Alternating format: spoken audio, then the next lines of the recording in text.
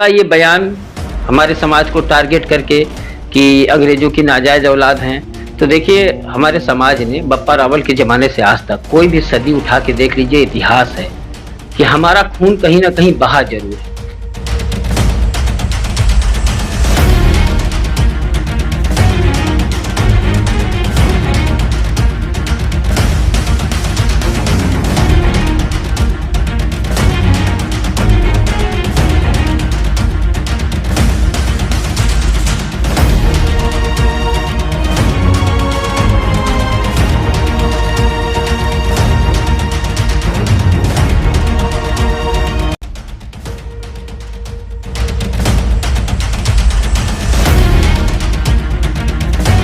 दिन पूर्व भीम आर्मी के चीफ चंद्रशेखर रावण के ऊपर एक हमला हुआ था।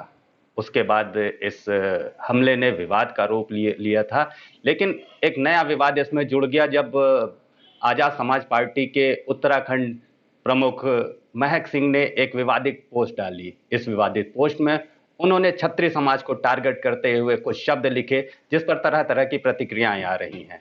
हमारे साथ इस पर बात करने के लिए मां करणी सेना के प्रदेश अध्यक्ष संदीप सिंह जी हैं। आइए उनसे बात करते हैं और जानते हैं इस पर उनका क्या मत है। सर, सबसे पहले तो महक सिंह के उस विवादित बयान को किस तरह से देखते हैं आप? देखिए, कोई भी बयान जिसमें किसी भी जाति को, किसी भी समाज को, किसी भी धर्म को टारगेट किया जाए, वो अच्छा तो नहीं होता है। वो समाज में द्वेष फैलाने की नीयत से बोला जाता है। और कुछ लोगों का ये तरीका होता है कि इस तरीके का बयान देके वो हाईलाइट होना चाहते हैं। तो बयान तो दुर्भाग्यपूर्ण है, अच्छा नहीं है, ठीक नहीं है किसी भी समाज को टारगेट करने के लिए, चाहे मेरा समाज हो, चाहे उनका समाज हो, किसी भी समाज के लिए। तो ये दुर्भाग्यपूर्ण बयान है। इस तरीके का बयान उनको नहीं देना चाहिए। तो क्या लगता है, महक सिंह ने जो भी विवादित पोस्ट की थी वो केवल मीडिया या पब्लिक में चर्चा में आने के लिए? बिल्कुल, उन्होंने इसीलिए की थी। सर्वप्रथम तो चंद्रशेखर रावण जी के ऊपर जो हमला हुआ, उस हमले में कौन लोग पकड़े गए या तब तक तो नहीं पकड़े गए थे जब उन्होंने ये बयान दिया। तो उनको पहले तो कैसे ये मालूम था कि क्षत्रिय समाज के लोगों ने ही ये हमला किया होगा। तो मन में कहीं न कहीं कुछ तो उनके रहा ही होगा इस तरीके की बातें, क्योंकि अभी तक तो ये स्पष्ट तब तक तो ये स्पष्ट नहीं हुआ था कि हमला किसने किया है। हमला नहीं होना चाहिए था, हमला दुर्भाग्यपूर्ण है, कानून अपना काम कर रहा है, सरकार अपना काम कर रही है। अभी पता लगा है कुछ 4 लोग 5 लोगों की गिरफ्तारी हुई है कहीं अम्बाला वगैरह से। लेकिन उनका ये बयान हमारे समाज को टारगेट करके कि अंग्रेजों की नाजायज़ औलाद हैं। तो देखिए, हमारे समाज ने बप्पा रावल के ज़माने से आज तक कोई भी सदी उठा के देख लीजिए, इतिहास है कि हमारा खून कहीं न कहीं बहा ज़रूर है। और जौहर जैसी प्रथाएँ हमारे ही समाज से निकली हैं। जौहर शब्द जो है वो हमारे समाज से ही पैदा हुआ है। तो हमारे समाज को इस तरीके से टारगेट करना और इस तरीके से कहना, ये गलत है। बाकी हमको तो केवल, मैं भीम आर्मी के लोगों से ये पूछना चाहता हूँ, महक सिंह ने बयान तो दे दिया, हाइलाइट होने के लिए दिया या जिस लिए भी दिया। हमको केवल वो ये बता दें कि कितनी दलित बहनों की शादी कराई उन्होंने, कितने दलित बच्चों को पढ़ाया उन्होंने। क्या राजनीति करने के लिए उन्होंने ये संगठन, ये समाज, ये पार्टी बना रखी है? अगर वो ये बतावें कि हमने दलित समाज के इतने लोगों को पढ़ाया, हमारी भीम आर्मी इतने लोगों को शिक्षा दे रही है, इतने बहनों की शादी कर रही है, तब तो बात समझ में आती है। लेकिन अगर ऐसा नहीं कर रहे हैं, उसके बावजूद ये हो रहा है, तो ये तो साफ-साफ स्पष्ट है कि इस तरीके से समाज में द्वेष फैला के अपने को हाइलाइट करना चाहते हैं। अच्छा, एक चलन आ गया है सोशल मीडिया पे, लोग किसी किसी जाति विशेष को टारगेट करते हुए बयान लिखते हैं, उस पे विवाद खड़ा हो जाता है। तो क्या लगता है किस तरह से इस पे अंकुश लगना चाहिए?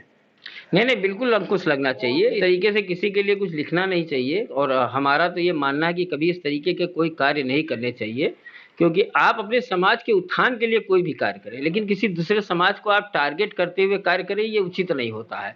और हम इन बातों के लिए बहुत हमारा वो रहता है कि कभी किसी समाज के बारे में इस तरीके की चीज़ें नहीं लिखनी चाहिए और ना बोलनी चाहिए। आप अपने समाज के उत्थान का कार्य करिए, उसके लिए सब लोग स्वतंत्र हैं, इसीलिए संगठन बनते हैं। और संगठन को अगर राजनीतिक रूप दिया जाएगा तो फिर तो हमको नहीं लगता कि संगठनों को काम करना चाहिए, फिर राजनीतिक पार्टियां बना लेनी चाहिए उनको अपनी। अच्छा, ये बताइए कि अब महक सिंह का जो बयान आ चुका है, इसको लेकर मां करणी सेना का क्या स्टैंड रहेगा? क्या अगले कार्रवाई करने वाली है? देखिए, उन्होंने माफ़ी मांग ली है, उन्होंने सोशल मीडिया के माध्यम से माफ़ी मांगी और उन्होंने कहा कि मेरा इस तरीके का कोई इरादा नहीं था। उनके खिलाफ एफआईआर की और भी क्षत्रियों के संगठन थे, उन दोनों लोगों द्वारा एफआईआर की गई। एफआईआर होनी चाहिए, जांच होनी चाहिए, कानून को अपना काम करना चाहिए। कानून के विरुद्ध कोई कार्य करने के लिए ना हम ना हम करना चाहते हैं, ना हम ये चाहते हैं कि कानून के विरुद्ध कोई कार्य हो। उनके खिलाफ एफआईआर हुई है, कई लोगों ने कराई, कई संगठनों ने कराई।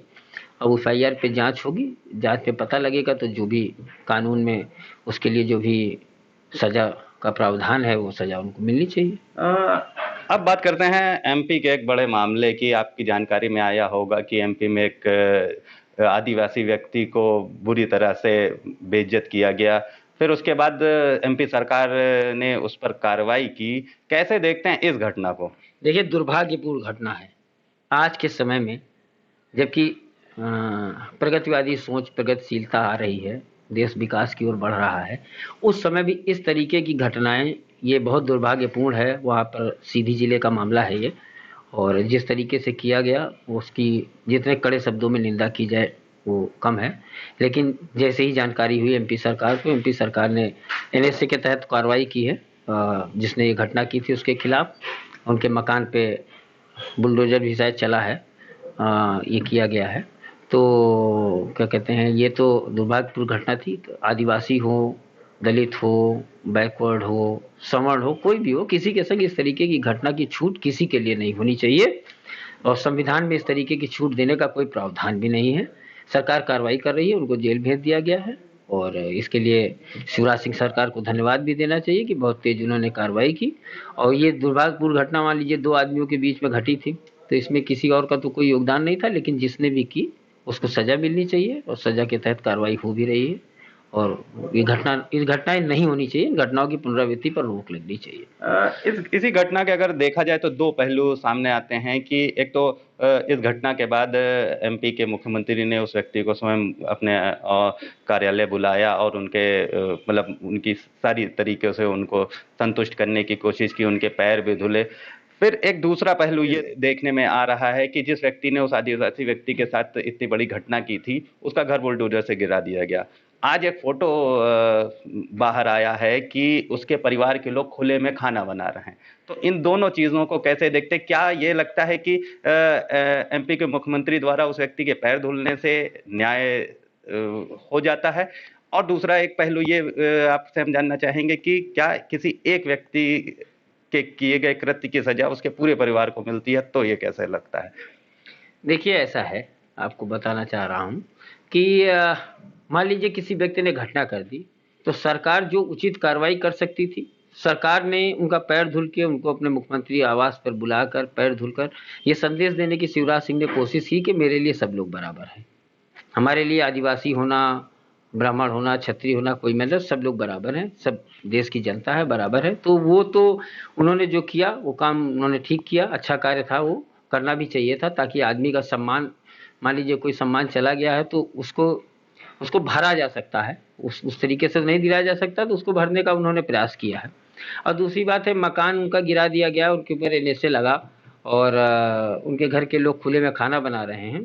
तो देखिए, कहीं ना कहीं मैं तो, मेरी जो अपनी सोच है वो ये मानने की है कि संस्कारों की जो प्रणाली पहले इस देश में चली पूर्व से, तो संस्कार दिए जाते थे घर के।